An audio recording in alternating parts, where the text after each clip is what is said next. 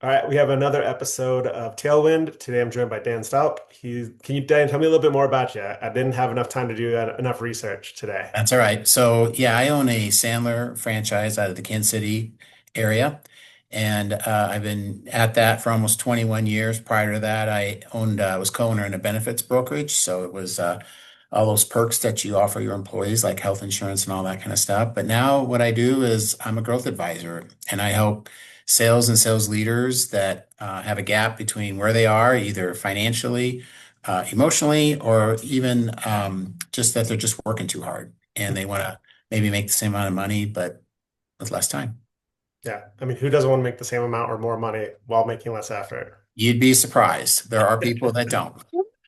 All right, well, that sounds like I know. Who knew? a Yeah, whole welcome to other my world. psychological breakdown that we could Welcome to my do. world. But for the intents and purposes of this one, we talked a little bit beforehand, and we were talking about cookbook and how to execute on that. Would love to hear kind of like your starting place and the foundational aspect of how you start getting into cookbook and making it work for you. Yeah, you bet. So back in 1995, when I had my benefits brokerage, I became a client of Sandler. So I was a client for 10 years before I actually, started doing this full time. And the cookbook was introduced to me at the time. And I have a little bit of a math part to my thinking just because I've always been good at it. But just in case you guys are familiar with DISC, I'm an ID, so I'm not very good with details, don't have a lot of details, but for some reason I really picked up on the cookbook because I think it's mainly because I was competitive and I just wanted to compete with myself. Like, Mhm. how am I doing? What are my efficiency scores? So for the next 20 years, 2 decades, I just kept it in a spreadsheet. Yeah. And that sufficed until a few years ago when I had more clients that were interested in doing it. I went out and put an app, paid someone to put an app together, and it's just so much better, and I don't have to maintain it. Yeah.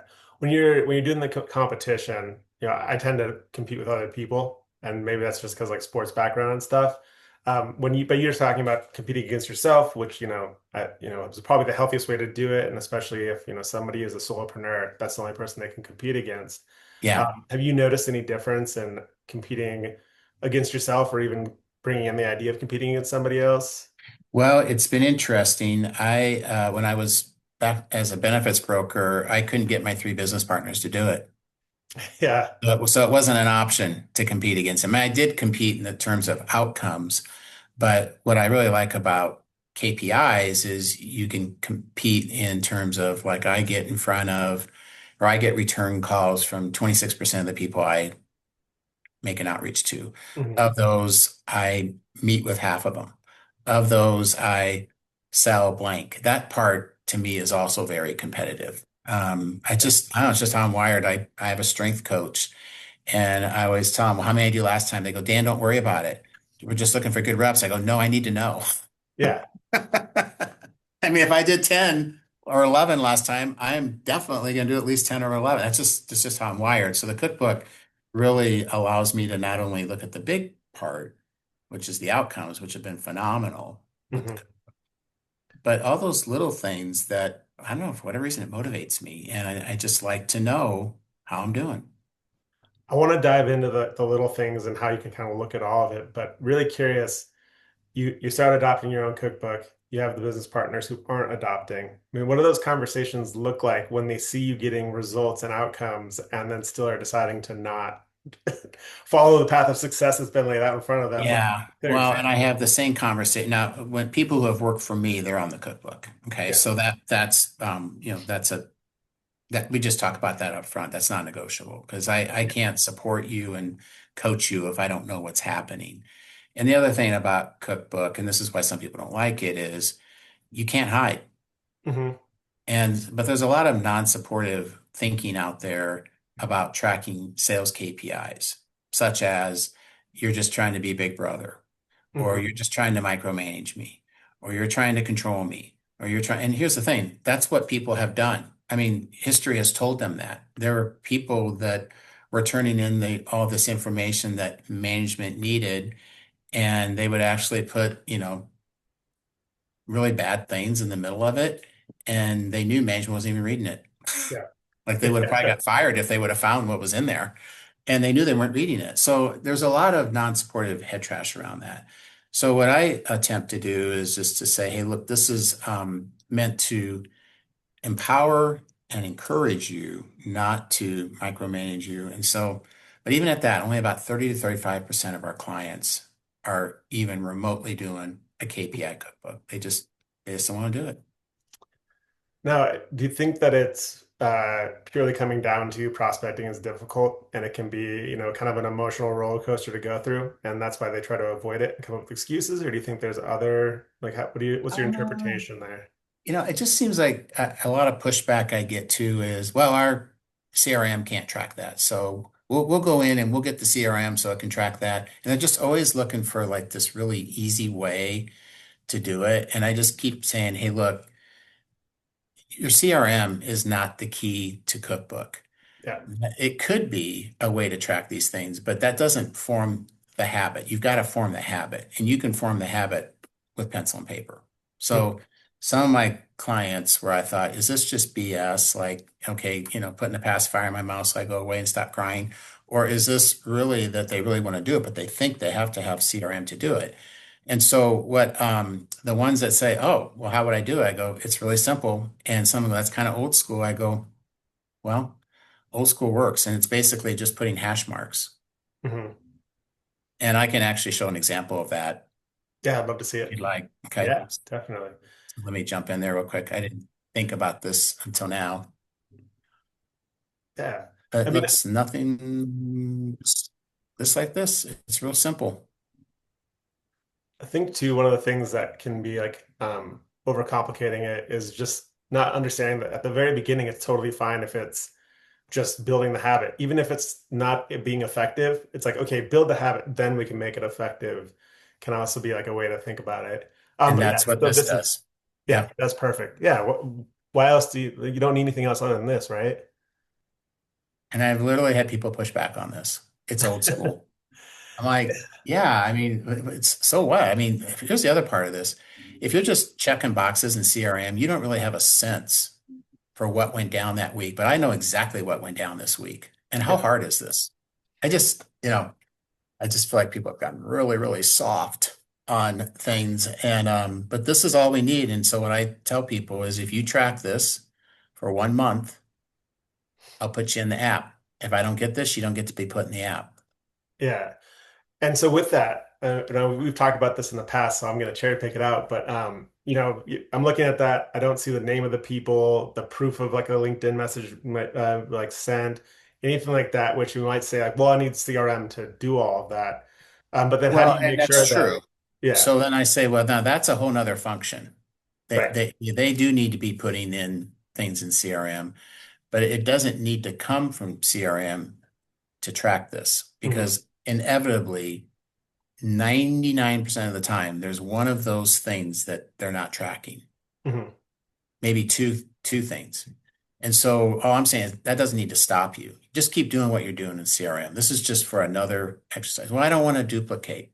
Oh my God. I mean, how long does it take to put a hash mark? It's Yeah. it's so interesting. But then once you get a month's worth, then you start to have some credible data. And even with that, like let's say somebody like, goes in there and they start saying, oh, I did 10 today, and they just mark 10. At the end of the month, you're going to be like, well, you might have done 250 this month, but you got nothing out of this. What's going on? Right. And you can really start tracking, even with that level of simplicity. Yes, there's a more sophistication. We want to record things. We want to learn from, better data. But at the end of the day, even the piece of paper is going to be enough to, It force, is. And what's force going the to outcome. happen is people say, well, what if they put false data in?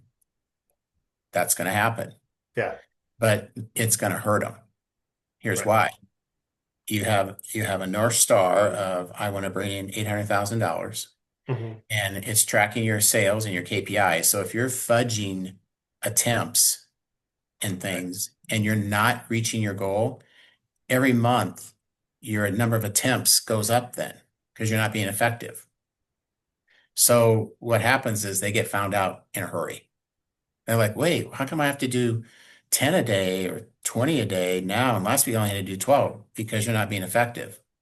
Hmm. Yeah. And they go, So, Oh, So if sorry. they were lying about things, they're like, ooh, this isn't working. Yeah. And at some point in time, you're just going, well, I have to increase my lies. And at some point, it becomes untenable. It's like there's no way of making it Or down they to start phone calls. looking for the next, unsuspecting victim that they're going to go work for because they don't want to work. Right. Unfortunately, prospecting is part of the sales job, and you just got to do it. And Yeah. some people love it, and some people struggle with it, but it's neither here nor there. It's something that must be done. Yeah. And so Um, for me, the KPIs are really about new business. yeah. Now, keeping clients is super important. I personally have a goal of 80% or 20% or less attrition, which in our business is really good. Hmm. That means we're keeping our clients an average of 5 years.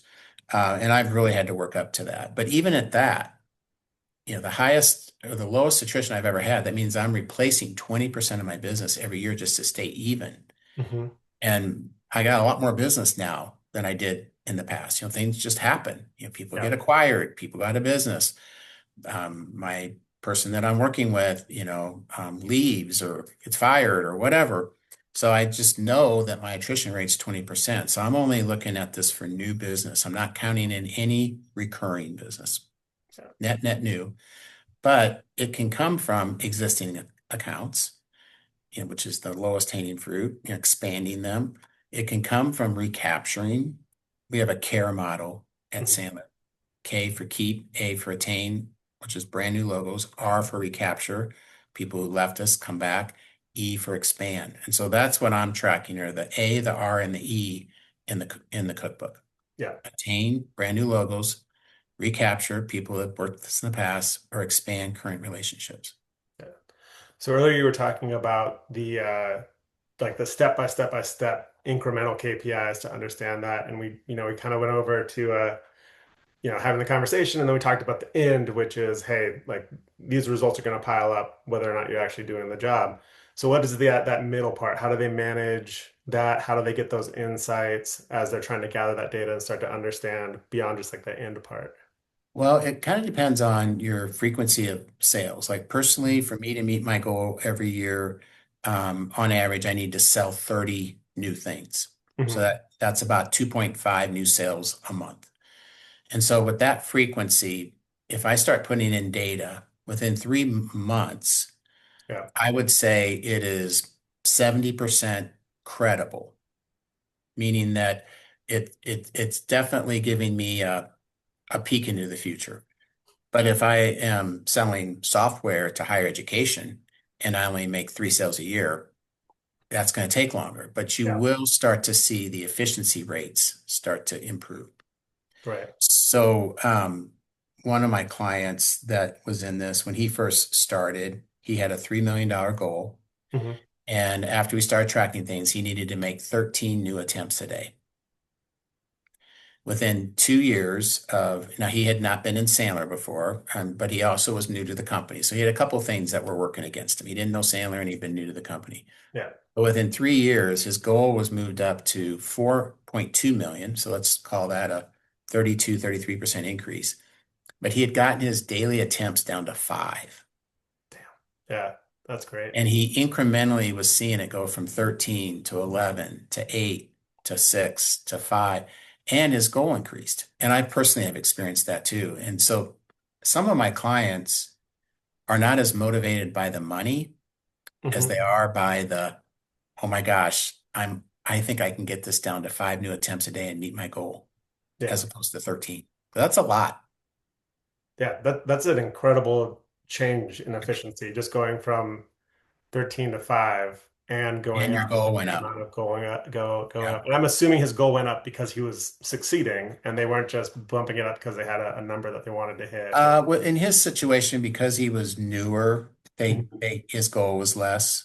Oh, that's And fair. then, Yeah. yeah. And then, then they kind of are consistently, and they also look at the territory too, what the territory's done. But I think part of it was just that he had made it. And then, more is expected. And I don't think it was just because he was, um, doing better. That was expected. But the cool part was he could get to, 4.2 and 5 new attempts a day versus 2.9 at 13 new Yeah. attempts a day.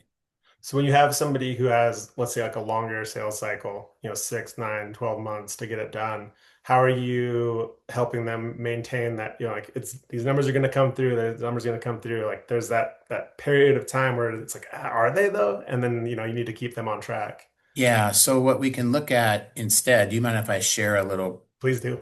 part here? Now we have to have some sales in there for this to all work, because remember, it's reverse engineering Yeah. backwards. But let me go here.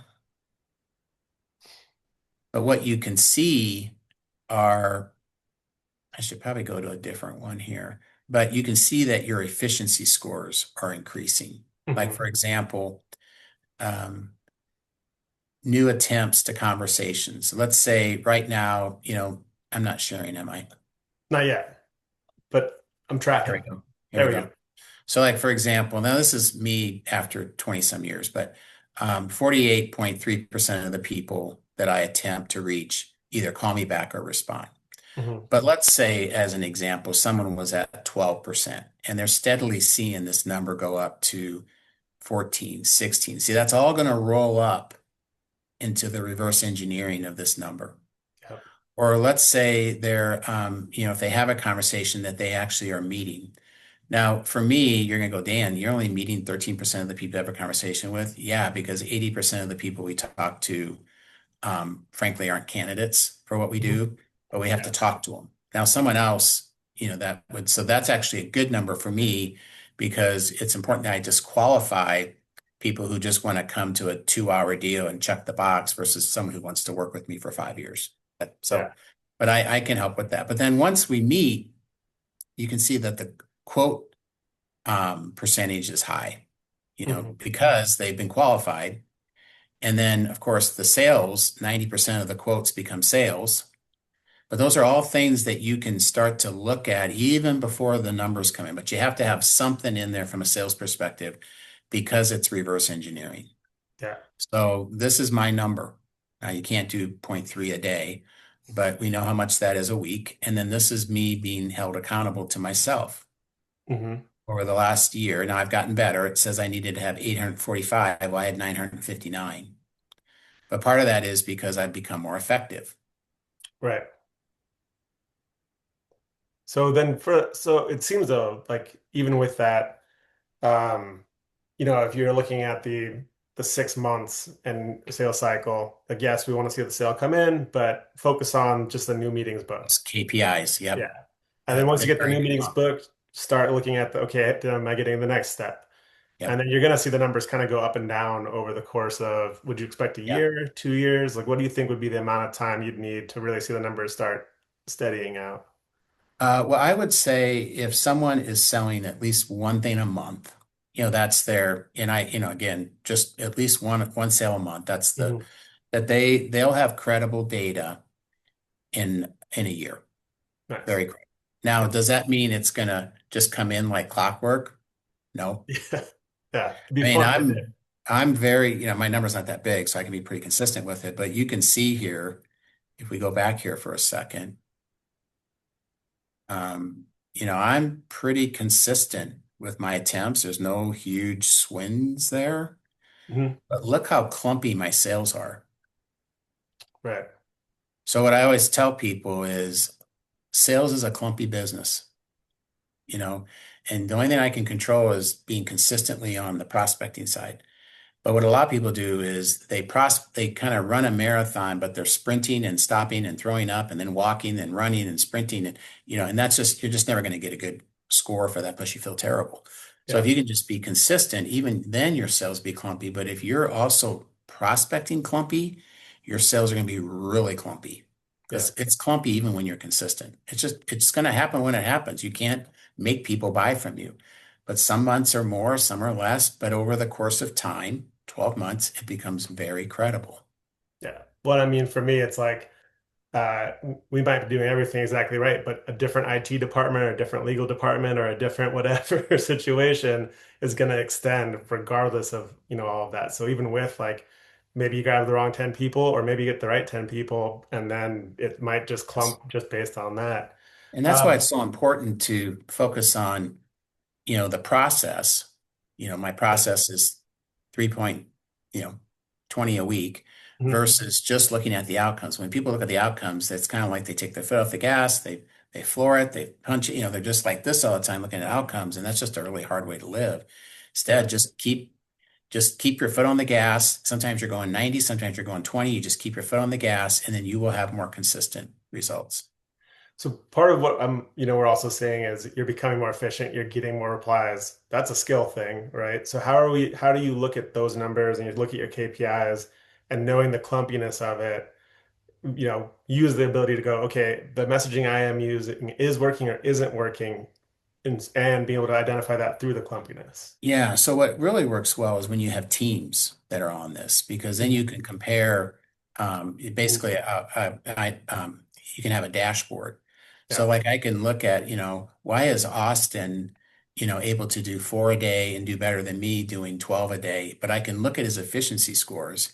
And then what I can do is say, hey, I noticed that you're getting responses Mhm. from 10% more than I am.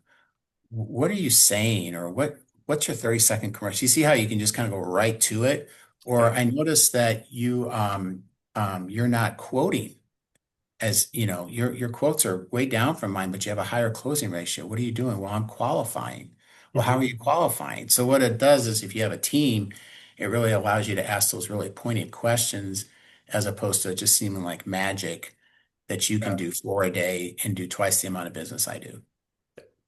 And then would you say then, I mean, obviously like week to week, that number might go up and down. So it's let the data accumulate for a certain period of Yes. time so you Yeah. can start seeing a real trend. Yeah, it's Yeah. like watching the stock market every day. You don't want to do that. So that's the same way with this. You just want to just be consistent and then look at it over a period of time. And I would say for most people, at least 90 days to be able to just kind of interpret what's Yeah. really going on.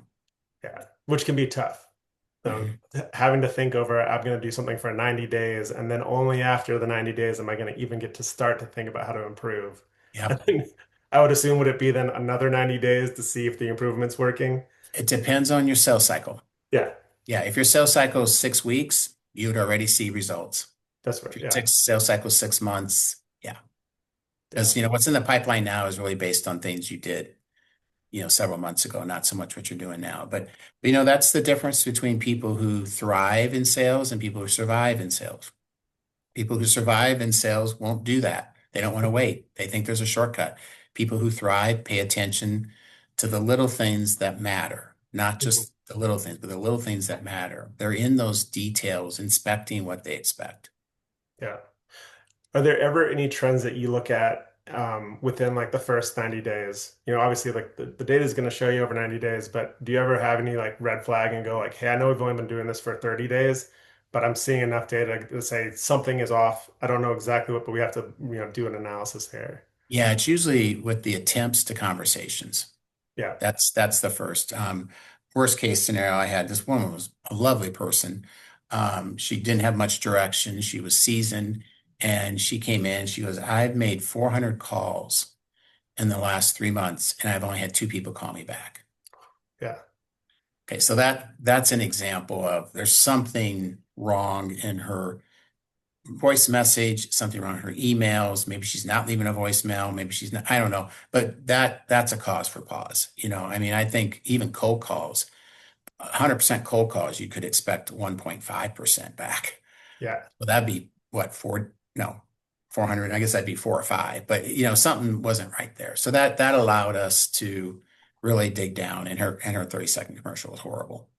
Yeah. Yeah. I mean, those are hard to figure out how to do at the beginning. I remember it's only been about a year since I started developing my own, and I remember it being terrible.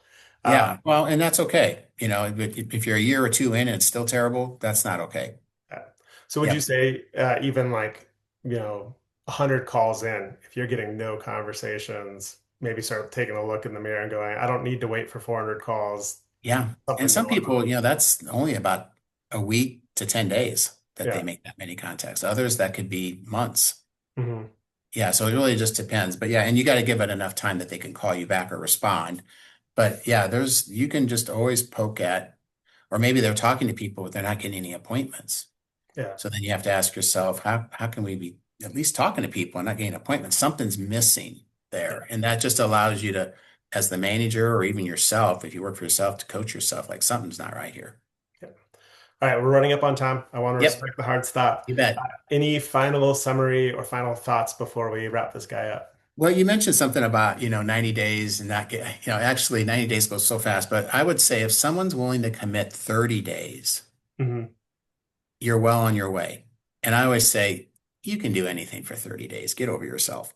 Yeah. And so I just think, people are just looking for that shortcut, and technology has helped us, but it won't form the habit.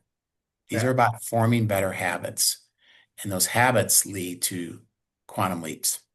And a piece of paper can form that habit. There's no question about it. That's simple. Yeah. Yep. Dan, I really appreciate the time. You bet. Thank Appreciate you you having me again. on. Yeah. All right. See Take you. care.